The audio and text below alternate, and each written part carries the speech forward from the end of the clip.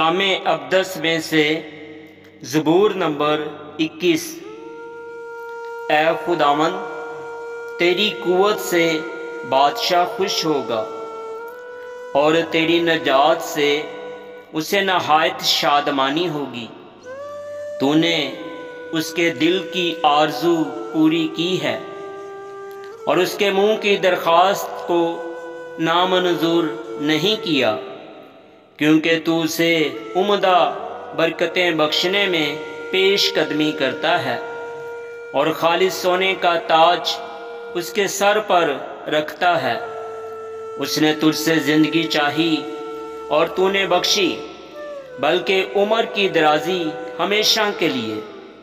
تیری نجات کے سبب سے اس کی شوکت عظیم ہے، تو اسے حشمت و جلال سے آراستہ کرتا ہے، کیونکہ تو ہمیشہ کے لیے اسے برکتوں سے مالا مال کرتا ہے اور اپنے حضور اسے خوش و خرم رکھتا ہے، کیونکہ بادشاہ کا توکل خداوند پر ہے اور حق تعالیٰ کی شفقت کی بدولت اسے ہرگز جنبش نہ ہوگی۔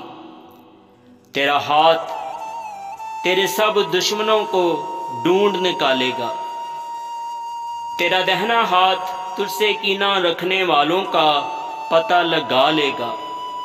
تو اپنے قہر کے وقت ان کو جلتے تنور کی مانند کر دے گا۔